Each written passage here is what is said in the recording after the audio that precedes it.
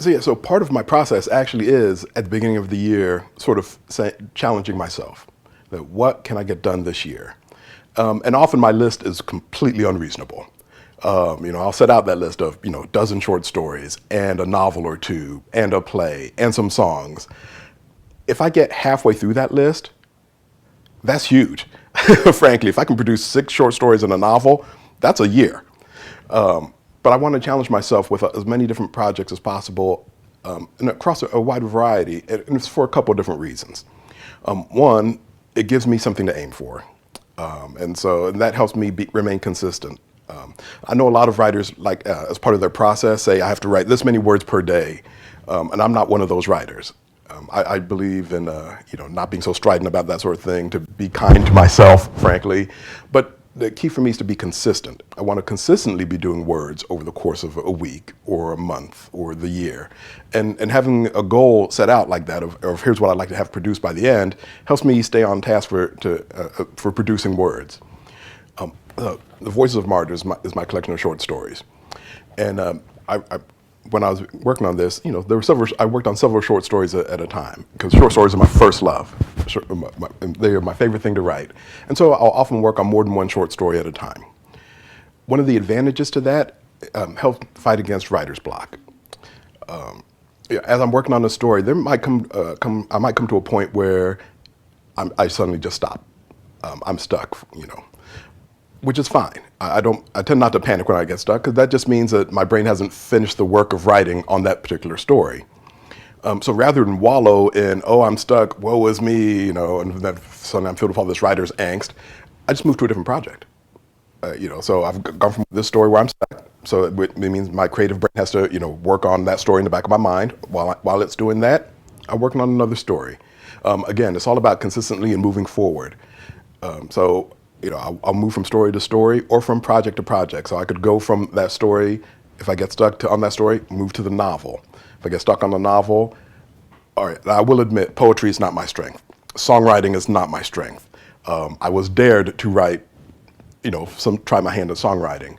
So why not try my hand at songwriting? What that does is it frees up my brain, because suddenly it's not about I'm trying to create something that I'm under this pressure to publish. No, it's just about having fun with words. So now I'm just having fun with words, playing around, creating lyrics and rhymes and just having fun. And it loosens up your creative mind. I mean, your creative mind is just another muscle. So it gets tired sometimes, and sometimes it just wants to relax. So now I'm doing stuff where it's just relaxing, and while it's relaxing, it's still doing the work of creating. So all those story ideas that bubble around the back of my mind are still bubbling around the back of my mind. I'm just exercising and loosening up and saying, all right, I'm getting back into shape, and all right, now I can get back into work. Staying motivated is difficult for most people. How do you make it enjoyable? Most of us who are writers just have to write, but staying motivated, I would say that the biggest thing that's always helped me is having a deadline. When I started my business, when somebody sent me a manuscript to edit, I would look at my calendar, look at the work that was ahead of it, and send an email to the client saying, I will return your edited manuscript on or before such and such a date. And then I had to do that. I have a deadline. I've written it down. I have to meet it. When I'm writing a book, when I was writing Write in Style, my publisher had a deadline for me when I had to finish the whole thing. And so I knew I had to have so many chapters done. And so I just sat down with a calendar and I wrote down a deadline. I will finish one chapter. I didn't say which chapter, because I wrote this book as it struck me, and that was another thing about motivation. Once I knew what my chapters were going to be about, and I had that organization listed, I could just look and say, oh, I feel like writing about this today. And that helped me motivate too. But I also knew that I had to have at least one chapter done by this date, another chapter done by that date, so that at the end I would have the whole book done by a certain date.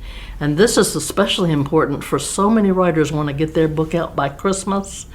And that definitely, you have to back up and figure how long it's going to take to publish the book, you have to actually print the book, how long it's going to take to lay out the book and design it, how long it's going to take to get the cover designed, how long it's going to take to get it edited, and then how long it's going to take you to write it. You have to start way back there and set a deadline way ahead of Christmas so that you can have your book out by Christmas or whenever it is that you want.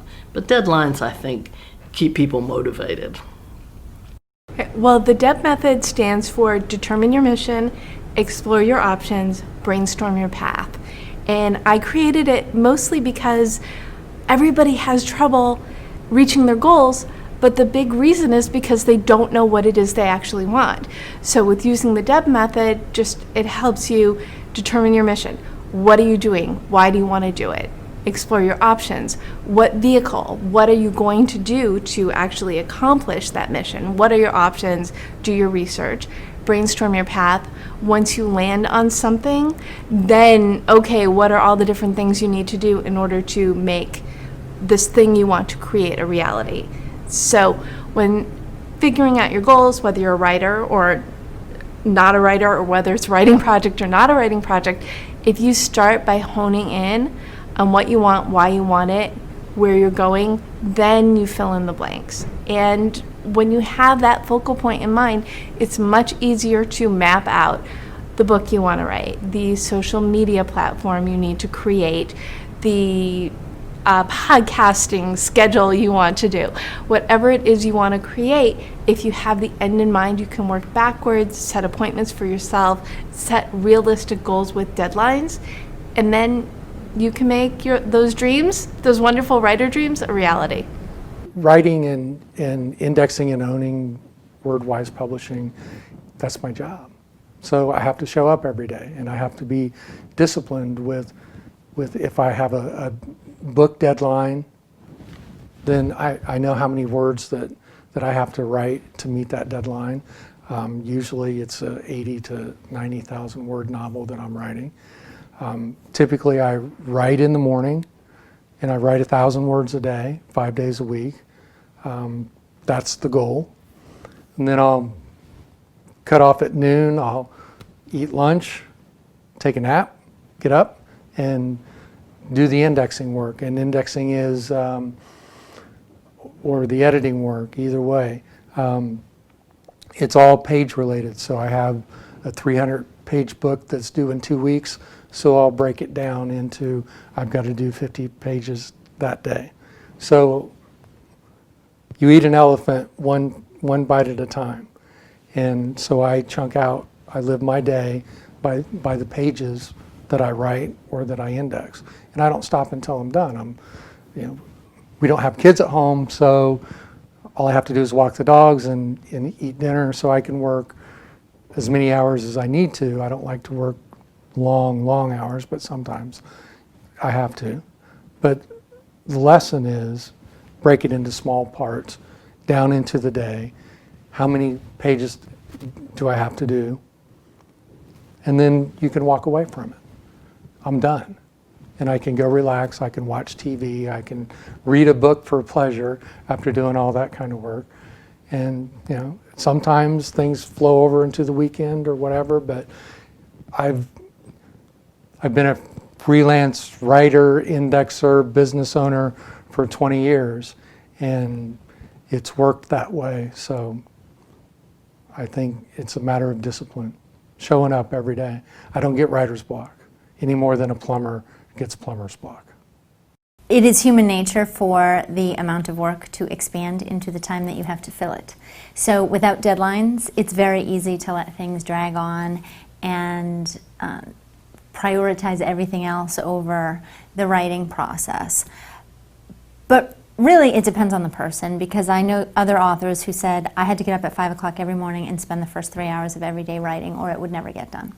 So it depends a lot on your personality, style, and it also depends on how important the writing process is to you, how important getting the book done is to you. And when you think about it in terms of being a significant result of yours, it becomes more important than email and voicemail and everybody else's priorities and what everybody else wants from you. And if you prioritize what's important to you, then making the time to do the writing gets easier. So I think one of the great ways that you can help motivate yourself to continue with your writing is to set little goals every day. For some people that might be a word count, like you have to finish 500 or 5,000 words or whatever it is before you stop. For other people it might be a number of hours, that you'll work 3 hours before you stop and take on anything else. In some cases it might be a task you're trying to accomplish, like you'll finish 3 character profiles before you get up and leave your desk. So find the one that works for you, and it may vary from time to time, but that's one way to motivate yourself, is to set goals. Another way to motivate yourself is to remember how the brain works. We need a break. So when you're at your computer for 8 hours writing and nonstop or researching nonstop, it's good for you to walk away at the top of every hour, maybe for just a few minutes, to rest your eyes and reset your brain and get the blood flowing to your brain with some oxygen and whatnot. And all that can make all the difference in your productivity level. So step away and give yourself a few minutes, at least once an hour, and it'll help you be more productive. Tell people what you're doing, right? So make sure your friends and your family know that you are writing and that this is a priority, so that they're not surprised or hurt when you turn down a social invitation because you're writing and you've made a commitment to yourself. You might even try to get them involved, right? I interviewed one author who had his family do the first pass of all the chapters that he wrote. So he would get their feedback and try to work it in, and that way they actually got to write as a family and not just him as a secluded person away from the people he loves. Find your most productive time in your day. For some people that's 5 a.m., for some people that's in the middle of the afternoon, but try to pay attention to when your energy levels are high and when your creativity is high, and then try to work that into your writing time. I know that's hard for a lot of writers who maybe work full-time jobs, so think about if the middle of the day is your highest point, spend your lunch hour writing. Bring your stuff with you so you can at least tap into that 1 hour of creative time. And then maybe on the weekends, leverage more of the hours where you're creative, right? But you have to know what that time is in order to leverage it. Another great tip for motivating yourself and kind of propelling yourself forward is to get out of the house a little bit, and remember that because writing is so much about the human experience, whether you write fiction or nonfiction, it's connected to people. So get out and meet people and refresh your brain a little bit and take in some stimulus that is different than what you see at your computer, and you might find yourself generating new ideas and connecting with folks, and you'll walk away with whole new story ideas or new characters. I think the end of the line, like the finish line, like what would have happened when you have the book? What are the results that you have created, and what are the rewards that you get? Not to say like in funds or whatsoever, but how you have inspired and empower and also educate the people out there as well. Because I was once at the field where I get stuck as well, and sometimes this call, I will use this term mind freak, the little voices that tells you, this is too hard, this is too difficult, you're not going to make it, you're going to fail, people are not going to read your books or whatsoever. Yeah, those kind of little voices will come to mind. But I tell myself that, hey, how would you know that? I mean, how would I know that people won't really read my books? Because I have never really produced it yet, it's never happened before yet. So how would you know? So most of the time, the little voices is just telling you an illusion, whereby it has not happened at all. So for those people who wants to write a book or will start or whatever, or have some doubts in themselves, that they fear they cannot make it, I'll just say, just stay focused on your goal. Why do you start it in the first place? What's your end goal going to be like? So when you focus on your end goal, rather than focusing on the obstacles that you're facing, because basically those obstacles are not even true at first, because they are just illusion. So just tell them, I will just give them a message saying that, hey, focus on your end goal. What's your goal? What's your end goal going to be like? Instead of spending your energy on focusing something that is not real.